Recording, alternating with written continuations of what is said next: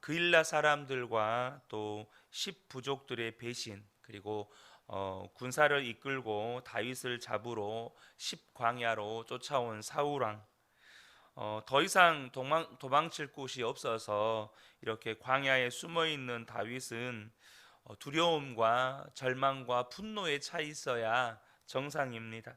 그러나 시편 54편은 그런 분위기를 찾아볼 수가 없습니다. 다윗은 굉장히 당당합니다. 하나님은 나를 도와주실 것이고 나를 붙들어 주실 것이고 또 나에게 악한 짓을 한 원수들을 다 전멸시켜 주실 것이라고 고백합니다. 사랑하는 성도 여러분, 우리가 믿음이라고 할 때 이 믿음이라고 하는 건 어떤 형편 또 어떤 두려운 상황에 처해 있을 때조차도 우리의 마음이 조금도 두려워하지 않고 평안함과 담대함 가운데 거하는 것, 그것을 믿음이라고 하는 겁니다. 그런데 다윗은 두려워하지 않는 정도를 뛰어넘어서 오히려 그 상황 가운데에서 하나님을 찬양하고 감사함으로 나아갑니다. 여러분, 진짜 믿음은 감사까지 나가야 합니다. 찬양까지 나가시는 겁니다. 단순히 나는 두렵지 않아, 나는 평안해, 그 가운데에서 여전히 주님을 찬양하고 여전히 그 가운데 주님이 내게 베푸신 은혜로 인하여 감사하는 것, 그것이 믿음이라는 거죠. 그러면 다윗이 어떻게 이런 믿음을 가지게 되었는가? 우리가 이 부분에 대해서 답을 얻으려면 먼저 우리가 살펴보아야 할 것이 다윗의 태도인데요. 다윗은 어떤 어려운 처지가 생길 때 다른 사람이 나에게 얼마나 잘못했는지 거기에다가 마음을 쏟지 않았습니다. 다른 사람의 잘못에 집중하기 시작하면요, 우리 안에 있는 본성은 다른 사람의 잘못은 점점점 부각이 되고 또 확대가 된다는 거예요. 그리고 나의 잘못은 점점점 축소가 되어서 나는 무고한 자가 되고 저 사람은 정말로 죽어 마땅한 악인이 되는 거죠. 이것이 우리 안에 있는 본성입니다. 그러다 결국에는 억울한 감정에 사로잡히게 되는 거죠. 자기 연민에 빠지는 것입니다. 그러나 다윗은 어려운 처지에 처하게 되었을 때 항상 점검해 보는 것이 자기 자신이었다는 것입니다. 그 어려움이 얼마나 크고 그 사람이 나에게 얼마나 잘못했고 이런 상황이나 처지나 나에게 어떤 그런 상황으로 몰아간 그 사람을 주목하는 게 아니고 내가 하나님 앞에서 정말로 바로 살았는가, 내가 하나님 앞에서 정직하고 의롭게 살았는가, 이 부분을 먼저 점검했다는 겁니다. 만약 하나님 앞에 문제가 있다면 빨리 회개하는 것이죠. 그리고 그 부분에 대한 처분은 하나님께 맡기는 겁니다. 심지어 여러분, 다윗이 압살롬의 쿠데타로 인해서 예루살렘 성에서 급하게 도망칠 때 이 시므이라고 하는 베냐민 지파의 노인이 얼마나 다윗을 저주합니까?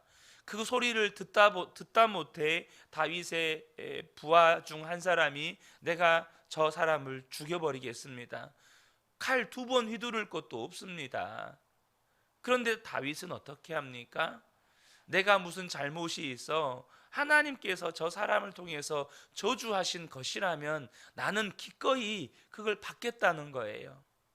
혹 내 잘못이 없어서 저 사람이 저렇게 저주하는 것이라면 저것 때문에라도 하나님께서 나를 다시 회복시켜 주실 줄 어떻게 아느냐는 거예요.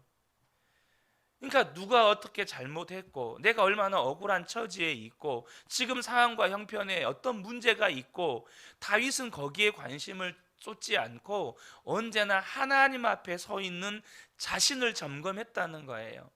사랑하는 성도 여러분, 우리가요 어떤 어려움에 처하고 어떤 절망 가운데 처할 때, 정말 어떤 두려움 가운데 처할 때 거기서 가장 빨리 벗어나는 방법은 누가 얼만큼 잘못했냐, 지금 어떤 문제가 있느냐, 이게 아니고요, 하나님 앞에 나 자신을 점검하고 하나님 앞에 돌이키는 것이 가장 빠른 길입니다. 그래서 내가 잘못한 게 없어요. 그러면 어떻게 하는 거죠? 그곳에서 하나님을 찬양하고 하나님께 감사하는 거예요. 그냥 하나님께 맡기는 겁니다. 그게 가장 빠른 길이라는 거죠. 하나님 보시기에 부끄러움이 없으면 두려워할 일이 없는 거죠. 하나님이 다 아시는데, 하나님이 나와 함께 계시는데, 그러면 반드시 나를 이 어려움에서 건져 주실 것인데, 그렇게 믿는 것입니다. 1절에 보면 하나님 주님의 권세로 나의 정당함을 변호하여 주십시오. 여러분, 성도가 누릴 수 있는 가장 큰 축복, 여러분, 우리가요, 제가 몇 년 전에 부교육자로 있을 때 겨울 캠프 때 아이들을 데리고 광주 법원을 방문한 적이 있습니다. 근데 이제 스케줄이 맞지를 않아서 실제로 재판 받는 장면을 참관하지는 못했었고요. 판사님을 만나서 이런저런 이야기를 잠깐 나누는 시간들이 있었어요. 여러분, 아무리요 그 이제 특별히 소년 그 법원 판사님이셨는데, 아무리 밖에서 문제를 일으키고 막 악한 짓을 저지르는 아이들도요 법정에 서잖아요. 그러면 말 그대로 완전히 쫄아버린답니다. 한 명도 예외 없이 법정에 서는 순간 아이들의 간담이 서늘해진대요. 여러분, 인간 법정보다 가장 무서운 법정이 하나님의 심판대 앞입니다. 여러분 다 아시죠? 그런데 성도가 누릴 수 있는 최고의 축복이 뭡니까? 하나님의 심판대 앞에서도 당당할 수 있다는 겁니다. 근데 다윗은 하나님의 심판대 앞에서만 당당한 게 아니라 언제나 하나님 앞에서 당당했어요. 주님의 권세로 나의 정당함을 변호해 주십시오. 이렇게 주님 앞에 고백할 수 있었던 이유가 뭘까요? 언제나 하나님 앞에서 자신을 점검했다는 겁니다. 그래서 내가 이걸 잘못했구나. 그럼 그 즉시 하나님 앞에 회개하고 돌이키면 다시 당당해질 수 있는 거예요. 이게 성도의 축복이라는 겁니다. 지금 사울 왕은 질투에 미쳐서 자기를 죽이려고 쫓아오잖아요. 또 이 다윗은 그런 상황 가운데에서 사울 왕에게도 그일라 사람에게도 십광야 사람들에게도 잘못한 것이 없어요. 그러면 충분한 것입니다. 하나님이 다 아실 것이니까. 3절에 보면 무법자들이 일어나 나를 치며 폭력배들이 내 목숨을 노립니다. 그들은 하나같이 하나님을 안중에도 두지 않는 자들입니다. 왜 이 말을 했겠습니까? 그들은 하나같이 하나님을 안중에 두지도 않는 자들입니다. 왜 이런 말을 했을까요? 하나님, 저는 그러지 않았습니다. 저는 하나님을 늘 내 앞에 모시면서 살았습니다. 그렇게 자신을 항변하는 겁니다. 여러분, 저와 여러분이 하나님 앞에서 그렇게 고백할 수만 있다면 두려울 것이 없는 겁니다. 사랑하는 성도 여러분, 하나님은요 우리가 하나님의 뜻대로 살기 위해 믿음이 필요하다는 것을 아십니다. 믿음이 있으면 하나님의 뜻대로 살 수 있는 거죠. 그것으로 충분합니다. 그 다음은 하나님께 맡기는 거죠. 저와 여러분이 분명하게 아셔야 합니다. 하나님은요 우리의 어려움을 해결해 주는데 우선적인 관심이 있지 않으십니다. 무엇에 관심이 있을까요? 우리의 믿음입니다. 우리가 믿음을 갖기를 원하시지 당장 지금 내 눈앞에 있는 어떤 어려움 가운데에서 나를 구원해 주시는데 관심이 있지 않으세요. 그래서 우리에게 어려움을 주시는 이유는 믿음을 갖게 하기 위해서입니다. 여러분 잘 아시는 것처럼 이랜드 박성수 회장님, 이런 큰 기업을 운영하다 보면 얼마나 어려운 일에 자주 부딪히겠습니까? 당장 교회에서도 여러분 그런 목사님들 안에 그런 말들이 있거든요. 성도가 100명이 모이는 교회의 목사면 성도 100명의 어려움이 있고, 성도 1000명이 모이는 교회의 목사면 성도 1000명만큼의 어려움이 있다, 이런 표현들을 쓰거든요. 근데 어찌됐든 워낙 이런 문제에 부딪힐 때 이 박성수 회장님의 선택은 뭐였냐면 회사를 그 세울 때부터 회사에다가 기도실을 두는 거였습니다.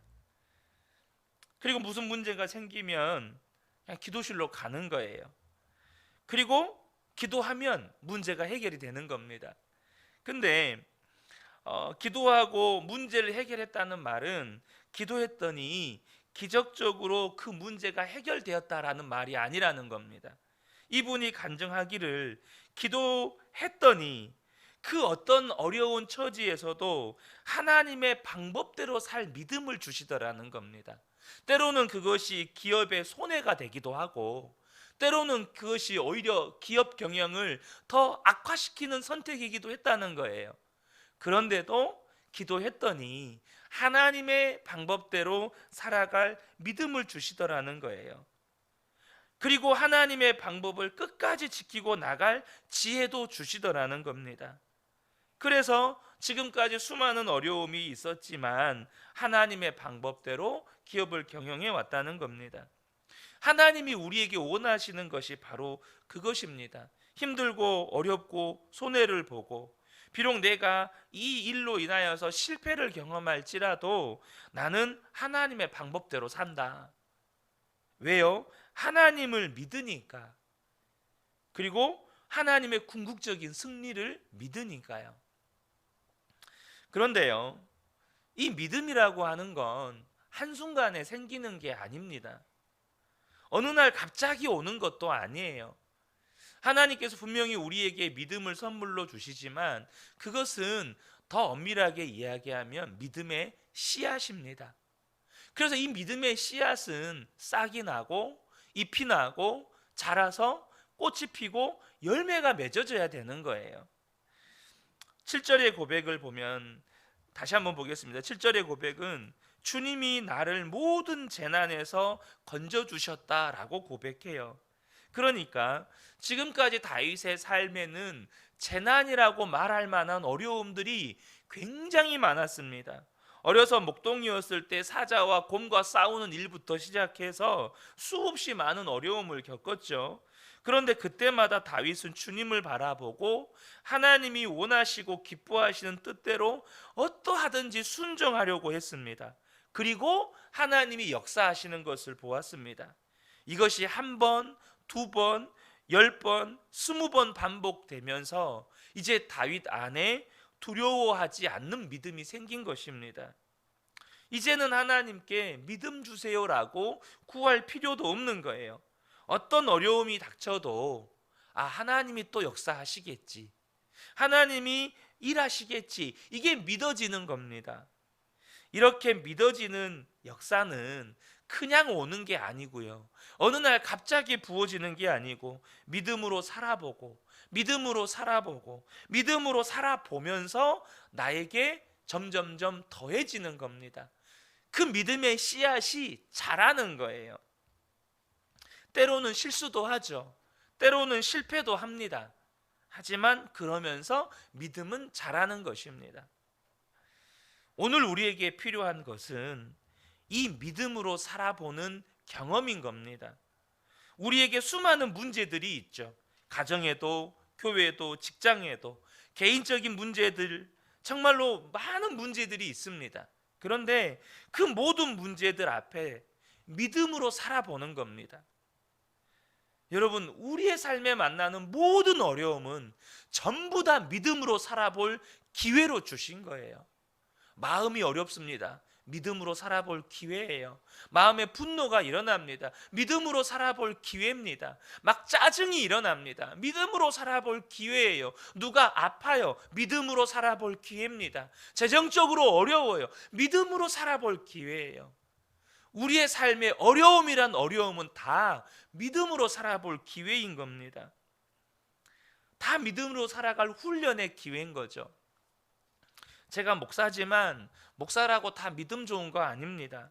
이름만 목사였지 제 믿음은 사실 가짜였습니다. 가짜라는 표현보다는 너무나도 보잘것이 없었습니다. 그런데 교회 개척을 해보니까 큰 교회에서 부교육자 생활을 하면서 입고 있었던 화려한 모든 옷들이 벗겨지고 하나님 앞에서 제 믿음의 실체가 드러나는 겁니다. 그런 가짜 믿음으로, 보잘것없는 믿음으로 살아가는 것을 하나님께서 그냥 지켜보실 수가 없어서 저를 교회 개척이라고 하는 광야로 이끄셨습니다. 저에게는 믿음을 단련할 수 있는 최고의 훈련 장소에 입소한 거예요. 최근에 자주 드리는 말씀이었지만 믿음은 주님을 바라보는 것이었습니다. 그런데 어떤 사역하기 좋은 환경과 여건에 제가 있으니까 제가 주님을 안 바라보는 거예요. 그래서 주님을 바라보는 그 환경으로 저를 이끄신 거죠. 여러분, 이게 주님을 바라보는 것이 믿음이다. 이게 말이 쉽지 실상 많은 분들이 주님을 바라보는 것이 무엇인지조차도 모르는 성도님들이 태반입니다. 주님을 바라봐라. 이게 무슨 말이냐? 눈에 보이지 않는 주님을 어떻게 바라봐야 하는지 감도 안 옵니다. 그런데 정말로 주님만 바라보고 주님만 생각하고 주님만 의지하고 주님께 모든 것을 맡기는 그 모든 과정들이 저에게는 믿음의 훈련의 연속이었습니다. 그런 과정을 통해서 화려한 겉포장지 속에서 제자리 걸음만 하고 있던 제 믿음이 그 겉포장지 다 벗겨지고 광야에서 민낯이 드러나면서 주님을 바라보지 않을 수가 없으니까 거기서부터 제 믿음이 자라기 시작하는 겁니다. 살아가면서 경험하게 되는 그 많은 문제들 앞에서 우리가 할 수 있는 건 주님을 바라보고 주님이 기뻐하시는 일이 뭔지 깨닫고 순종하는 것뿐입니다. 그리고 그 결과를 보는 거예요. 그래서 우리 안에 하나님 뜻대로 살면 되는구나, 하나님이 역사하시면 되는 거구나, 이게 분명하게 훈련되어져서 믿어지면 그 사람을 믿음의 용사라고 하는 겁니다. 사랑하는 성도 여러분, 저는 우리 모든 성도님들에게 믿어지는 역사가 있기를 축복합니다. 근데 이 믿어지는 역사는요, 절대 어느 날 갑자기 오는 거 아닙니다. 정말로 믿음대로 말씀대로 순종해보고 믿음으로 살아보면서 믿음은 자라나는 거예요. 지금 우리에게 필요한 것은 주님이 분명 눈에 보이지 않지만 눈에 보이는 것처럼 살아가는 믿음을 갖는 겁니다. 분명히 주님은 눈에 안 보이지만 눈에 보이는 것처럼 살아가는 믿음. 우리는 눈에 보이는 것이 진짜인 것처럼 생각합니다. 여러분, 우리가 밤하늘에 빛나는 별들을 보잖아요. 그 별들을, 정말 수많은 별들을 보지만 실상 우리는 별을 보는 게 아니라 별빛을 보는 겁니다. 그렇죠? 그 별에서부터 출발한 빛을 우리가 보는 거예요. 근데 그 빛은요, 실시간 빛이 아닌 거 아시죠? 우리는 우리는 짧게는 수년, 길게는 수억 광년 떨어진 그 별로부터 출발한 빛을 보면서 그 별빛을 보면서 별을 보는 거거든요. 그래서 우리가 지금 우리 눈에 닿는 별빛은 짧게는 수년 혹은 수억 년 전에 출발한 그런 별빛이에요. 그러니까 우리가 그 별빛을 보고 있을 때 사라진 별들도 많아요. 왜요? 이미 그 별은 목숨이 다해서 사라져 버린 별이고 우리는 그 별에서 출발한 빛만 보고 있어요. 그래서 그 별빛만 보면서 별이 있구나, 이게 엄청난 허상이라는 거예요. 우리 눈에 보이는 그 별빛의 실상인 별은 이미 죽고 없어요. 뭘 말씀드리는 겁니까? 여러분, 우리 눈에 보이는 그것이 실상이 아닌 경우가 많다는 거예요. 눈에 보이는 것이 진짜가 아닌 경우가 엄청 많다는 겁니다. 사랑하는 성도 여러분, 예수님은 눈에 보이지 않습니다. 그런데 그 예수님은 살아계셔요. 살아계신 하나님이십니다. 그러므로 우리가 믿음으로 보는 훈련을 하지 않으면 눈으로 보는 훈련이 아니고요. 믿음의 눈으로 보는 훈련을 하지 않으면 육신의 눈으로 보는 것, 오히려 잘 본다는 것 때문에 얼마나 헛다리 짚는 일이 많은지를 아셔야 합니다. 당장 내 눈에 보는 것이 실상이 아닌 경우가 너무 많다는 거예요. 내가 봤어요. 내가 들었어요. 근데 그게 허상인 경우가 많다는 겁니다. 그래서 우리가 눈에 보이지 않는 하나님을 보는 훈련을 하셔야 한다는 거예요. 제가 우리 성도님들께 24시간 주님을 바라보자고 그렇게 권하는 이유가 여기에 있습니다. 어떤 분들은 쉽지 않다고 말하죠. 예수님 안 보이니까. 그러나 여러분, 이것을 절대 소극적으로 받아들이시면 안 됩니다. 눈에 보이지 않는 하나님을 믿음으로 바라볼 수 있어야 여러분 두려움의 문제가 해결이 되는 거예요. 이 땅에서 살아가면서 겪게 되는 모든 문제 앞에서 저와 여러분이 답을 찾을 수가 있는 겁니다. 저는 완벽주의 성향은 아니지만 그럼에도 불구하고 저는 신중한 성향입니다. 그래서 한 번 생각하고 두 번 생각하고 세 번 생각하고 정말로 여러 번 생각해 보고 무언가 확실해져야 움직이는 그런 성향입니다. 또한 기질 자체가 좀 느긋한 기질을 가지고 있어서 어떤 생각이 떠오른다고 해서 즉흥적으로 움직이는 성격이 절대 못 돼요. 물론 그렇다고 해서 뭐 이렇게 생각이 나면 즉흥적으로 움직이는 게 전혀 없느냐, 그렇지는 않지만 저의 기질이 대체적으로 수없이 여러 번 생각을 해보고 뭔가 그림이 확실해져야 움직이는 그런 성격입니다. 그런데 그렇게 신중하고 느긋한 기질과 성향을 가지고 있다 보니까 제가 하는 실수 중에 하나가 뭐냐 하면 타이밍을 놓칠 때가 많다는 겁니다. 말해야 할 타이밍이고 지금 움직여야 할 타이밍이고 그 일을 해야 할 타이밍인데 그것을 놓칠 때가 종종 있어요. 또한 이런 기질이다 보니까 부교육자 때 가장 힘들었던 것 중에 하나가 담임 목사님의 어떤 오더가 떨어질 때 바로바로 목사님은 모든 그림을 가지고 저한테 이렇게 말씀하시는 거잖아요. 근데 저는 그림이 안 그려져요. 그러니까 이걸 두 번, 세 번 생각해야 되는데 지금 당장 목사님은 움직이기를 원하시고 뭔가 결과물을 가져오기를 원하시죠.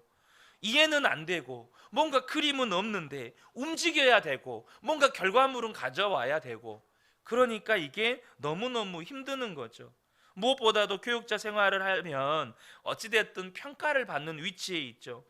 그래서 담임 목사님께 평가를 받고 성도들에게 평가를 받다 보니까 어찌됐든 저는 결과물을 내야만 되는 거죠. 그러다 보니까 눈에 보이는 걸 뭔가 성도님들이나 또 목사님에게 보여드려야 되는 그런 삶을 살아오다 보니까 눈에 보이는 거에 제가 집중하다 보니까 정작 보이지 않는 주님을 놓치고 또 눈에 보이지 않는 제 내면은 엉망진창이 돼 있는 거예요. 그런 저의 기질이나 성향, 또 한국교회 부교육자 생활 속에서 놓치지 말아야 할 것들을 놓치면서 겪었던 어떤 고통이나 그 처절한 아픔들을 제가 또 경험하다 보니까 이제는 정말 놓치지 말아야 할 것을 놓치지 않아야겠다는 분명한 확신이 하나 있습니다. 그게 뭐냐면 눈에 보이지 않는 예수님을 보이는 것처럼 사는 믿음이 중요하다는 거예요. 여러분, 믿음의 선조들은요, 눈에 보이지 않는 하나님을 보이는 것처럼 살았습니다. 눈에 보이지 않는 영원한 하나님 나라를 보이는 것처럼 살았어요. 그것을 믿음이라고 말했습니다. 마찬가지예요. 우리에게 정말 중요한 건 지금 당장 눈에 보이는 어떠한 것들에 대해서 반응하고 눈에 보이는 어떤 결과물을 내놓는 게 아니에요. 눈에 보이지 않는 하나님을 보는 것처럼 살고 눈에 보이지 않는 내 마음 안에 주님을 분명하게 주님으로 모시고 사는 것이 중요한 거예요. 이것만큼은 절대 제가 이제 포기할 수가 없는 겁니다. 그래서 저는 24시간 주님을 바라보는 일에 제가 먼저 도전하려고 하고, 순간순간 주님을 부르고 의식하고 그것을 일기로 쓰고 또 그것을 성도님들에게 공개하고 또 그렇게 해요. 이유는 딴 게 아닙니다. 매일매일 그렇게 제 스스로가 일기를 쓰면서 저 자신을 점검하고 또 성도님들에게 이야기하면서 그런 분위기를 만들어서 우리 교회 안에 정말로 주님을 바라보는 영적 분위기를 만들기 위해서예요. 다른 게 아닙니다. 사랑하는 성도 여러분, 실상 같지만 저와 여러분이 눈에 보이는 허상을 쫓아가시면 안 됩니다. 하지만 허상 같지만, 실제로 눈에 안 보이지만 정말로 살아계셔서 우리 안에 역사하시는 실상이신 주님을 바라보셔야 한다는 거예요. 그것이 믿음이라는 겁니다. 여러분, 믿어지는 역사는 언제 오는 겁니까? 저와 여러분이 계속해서 믿음으로 살려고 하면 믿어지는 역사가 오는 겁니다. 저는 이 새벽에 함께 예배하는 우리 모든 성도님들이 보이지 않는 주님을 바라보고 살아가는 이 믿음을 절대 간과하지 않게 되시기를 축복합니다. 그래서 오늘도 눈에 보이지 않지만 분명히 살아 계셔서 내 안에 역사하시는 주님 바라보면서 오늘 하루도 우리 눈에 보이지 않지만 내 믿음이 아주 조금이라도 자라가는 은혜를 경험하게 되시는 우리 모든 성도님들 되시기를 예수님의 이름으로 축복합니다. 아멘.